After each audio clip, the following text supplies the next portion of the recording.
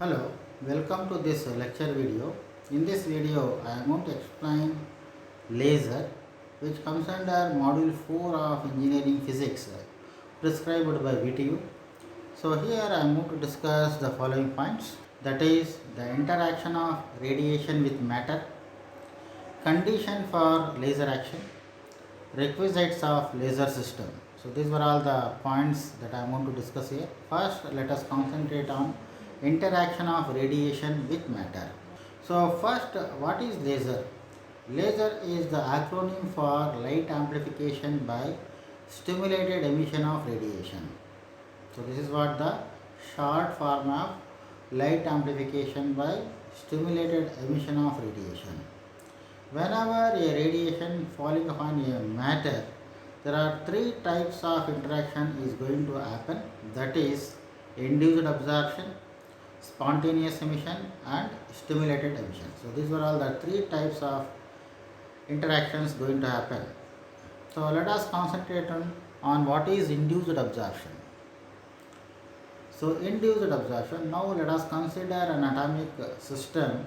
Let E1 be the ground state energy of the atom and E2 is the excited state energy of the atom. So here E2 is greater than E1. So whenever a photon of energy E2 minus E1, that is equal to delta E, falling upon an atom, then the atom absorbs the supplied energy and goes to excited state. That is, it is transit from E1 to E2 state. And this phenomenon is known as induced absorption. So here the atom in the beginning exists at ground state. After absorbing the incident photon, it will goes to excited state. That's what clearly shown in the picture. The second interaction is spontaneous emission. Now the atom is exist at excited state, that is at E2 level. So here the atom voluntarily comes down to the ground state by emitting the absorbed photon. This phenomenon is known as spontaneous emission. So here the atom voluntarily comes down to ground state by emitting the absorbed photon. So here in the second picture, the photon is emitted from the atom. That's what you can see here, and the phenomenon is known as spontaneous emission. And the next one is stimulated emission. So here the atom which is at excited state is gets stimulated by incident photon of energy difference E2 minus E1.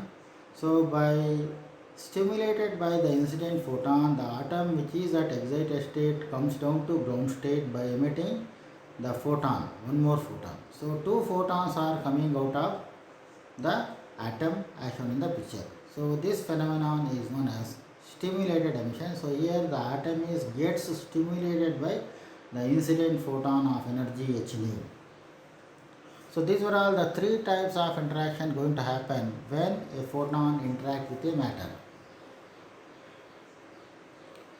And what is the condition for laser action? So what are the requirements, or what are the conditions required for producing laser? So first one is achieving population inversion and metastable state. So first we should have to have a metastable state in a active media, and we have to produce population inversion, then only one can generate laser from a atomic system. So what is metastable state? It is an intermediate energy state between an excited state and the ground state energy of the atom. So here the lifetime of the atom is of about say 10 to the power of minus 2 to 10 to the power of minus 3 seconds. Usually the lifetime of an atom in the excited state is observed to be 10 to the power of minus 8 seconds. If that is the case, the atom immediately comes down to ground state. Then population inversion will not going to happen, and hence lasing action will not be going to happen. So we need another energy state, that is what is called intermediate energy state, known as metastable state, where the atom can stay for a longer duration of time. So if that is the case, we can produce population inversion. That means the number of atoms in the excited state is greater than that of those atoms in the ground state. So this is what about metastable state. And population inversion, as I told earlier, the phenomenon of making N2 greater than N1, or the number of atoms in the excited state greater than that of atoms in the ground state, and the phenomenon is known as population inversion. If that is the process happened, we can produce laser.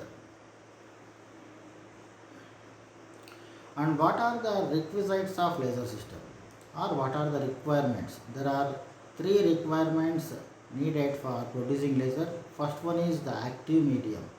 Active medium is a medium where one can achieve population inversion, and that medium will support metastable state. For example, helium neon laser is an active media, CO2 laser where CO2 gas is a active media. Similarly, semiconductor laser where gallium arsenide acts as a active media. So these materials supports metastable state and also supports to achieve population inversion, and hence it is considered as active media.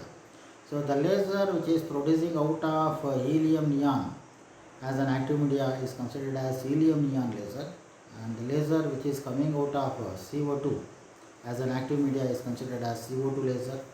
Similarly, laser which comes out from a gallium arsenide semiconductor is considered as semiconductor laser. So this is what about active media. And the second one is the energy pumping. In order to achieve population inversion, we have to supply energy. The energy may be supplied in the form of photons or by maintaining a potential difference. So there are different types of energy pumping is going to happen for producing the population inversion. So the different types of pumping are optical pumping, where optical energy is going to be pumped into the active media. Electrical pumping, so here electrical energy is supplied, and heat pumping, that is considered as thermal energy, is going to be supplied to the active media for achieving the population inversion. Similarly, chemical pumping, here chemical energy is supplied to the active media in order to achieve population inversion. So these are all the four types of energy pumping is going to happen in case of the production of laser. And the third requirement is the optical resonant cavity. Optical resonant cavity is nothing but an arrangement where you can look at two parallel mirrors facing each other. One is fully silvered and the other one is partly silvered. So reflection between these two mirrors going to happen, that is the reflection of photons taking place between these two mirrors, and laser is going to come out of a partly silvered mirror. So this is what the arrangement made in order to produce laser. Now let us look at a problem. Find the ratio of population of two energy levels in a laser if the transition between them produces light of wavelength 6493 angstrom, assuming the ambient temperature as 27 degrees centigrade. So here lambda is given as 6493 angstrom, and temperature T is equal to 27 degrees centigrade, that is equal to 300 Kelvin, and H is equal to 6.63 into 10 to the power of minus 34 joule second, and Boltzmann constant is 1.38 into 10 to the power of minus 23 joules per Kelvin, and the velocity of light is 3 into 10 to the power of 8 meter per second. So here we have to calculate what is the ratio of N2 and N1, that is we have to calculate what is N2 by N1, or population of two energy levels. So we know that N2 by N1 is equal to e to the power of minus Hc by lambda kt. So this is the formula. So here substitute the value of H, C, lambda, K and T. Then on simplification we are going to get N2 by N1 is equal to e to the power of minus 79.99. Then further simplification is made, then we get the value of N2 by N1 as 7.33 into 10 to the power of minus 33. So this is what the value of N2 by N1. Second problem, a helium neon gas laser is emitting a laser beam with an average power of 4.3 million milliwatts. Find the number of photons emitted per second by the laser.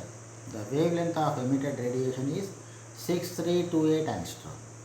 So here power is 4.5 milliwatts and T is 1 second, C is 3 × 10⁸ meter per second, and Planck's constant H is 6.63 × 10⁻34 joule second, and lambda is 6328 angstrom. So what is the value of N? That is the wavelength, that is the number of photons emitted per second. So we know that N is equal to lambda Pt by Hc. This is the formula for calculating number of photons emitted per second. So that is taken into account from equations E is equal to P into T and E is equal to N into Hc by lambda. So further the value of N is equal to lambda Pt by Hc. So substitute the value of lambda and other parameters here. So on simplification we are going to get the value of N as 1.432 into 10⁻16 photons. So this is the number of photons emitted per second.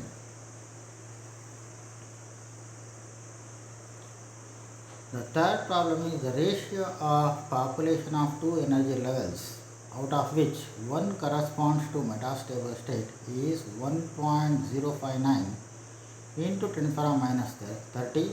Find the wavelength of light emitted at 333 Kelvin. That is 330 Kelvin. So given N2 by N1 is equal to 1.059 into 10⁻30, T is equal to 330 Kelvin, H is 6.63 into 10⁻34 joules second, K is 1.38 into 10⁻23 joules per Kelvin, and C is 3 into 10⁸ meter per second. So what is the value of lambda? So we know that N2 by N1 is equal to e⁻ hc by lambda kt. So taking ln both sides, we get ln of N2 by N1 is equal to minus of hc by lambda kt. Since logarithm of N2 by N1 is equal to ln of N2 by N1, so we get lambda is equal to minus hc by ln of N2 by N1 into kt. So on simplification by substituting all the parameters, we get the value of lambda is equal to 6.328 into 10⁻7 meter.